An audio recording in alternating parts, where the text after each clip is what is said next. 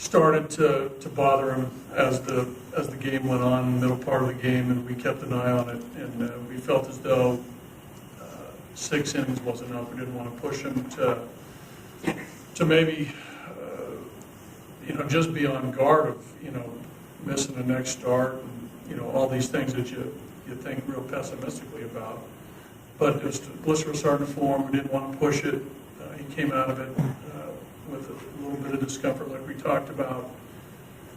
And we just didn't want anything more to happen. So we took him out. Had the game been 0-0 going into the 7th? That's hypothetical. Is it the fingernail thing again, or is it more of a? It's underneath the nail, just right at the corner of the nail. And just one more, Kyle.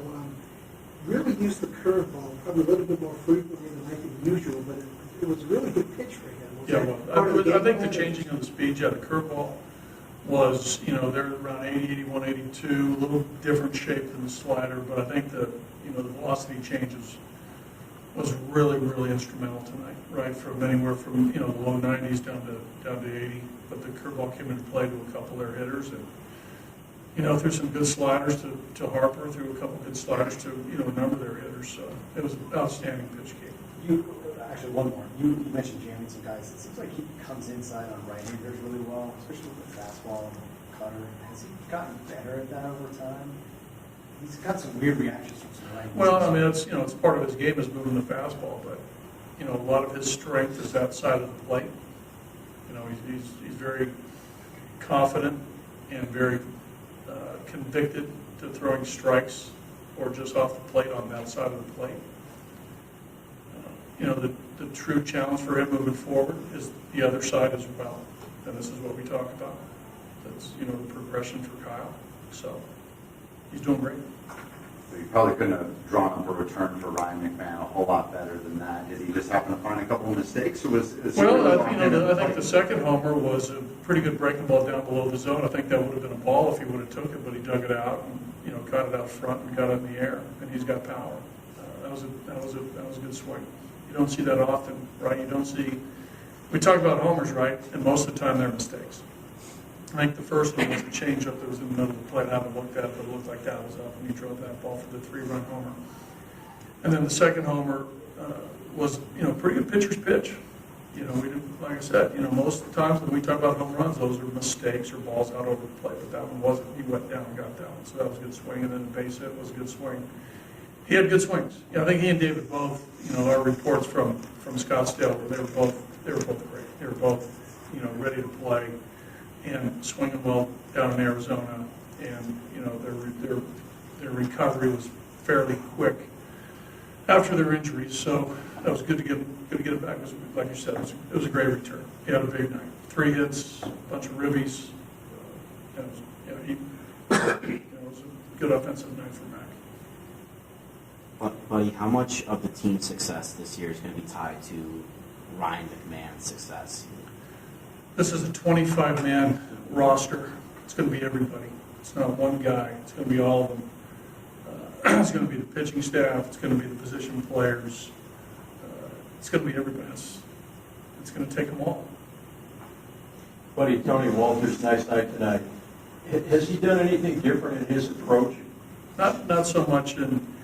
Well, I'd say yes and no. I think with Tony, I think we're trying to stay as consistent as possible with his swing mechanics, and not change from week to week based on results. I think the approach is similar to what we talked about last year. He's just executing it in games, which is up the middle the other way.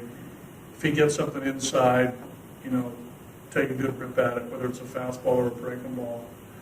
But initially it's, for him, middle of the diamond, a little bit left center, and if something's on the inside corner, react to it and take a good swing at it.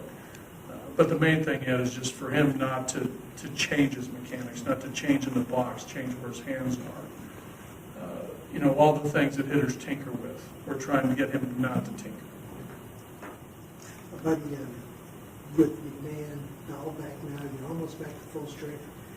We've been psychoanalyzing and looking at your team for a while. Could it have been just simply You guys, No. you came on top. You know, we didn't swing the bats, you know, after the first couple games, right? We just didn't swing the bats. The homestand, we had 3 or 4 starting pitchers that didn't have good games. That's going to be rough. So the consistency of play is what's important. And now we're starting to get some consistent pitching and some consistent offense. The defense has been relatively consistent all year long. I think we played pretty well all year in the field. So the other two parts have to catch up as far as the consistency. I want to ask you real quick about Scott Oberg's inning there in the 8th. I know you don't like to see a couple of walks in that situation, but he seemed to be able to get it back. What did you see? Was he just being a little too Well, careful there? better question for him. He was around the plate. You know, I thought the at-bat to Harper was a good one. You know, I don't know where that 3-2 pitch was. It looked pretty close on the side. But, you know, Scott, you know, navigated his way through the 8th. Got a big out in the 7th, right, when the 3-2 game against Franco.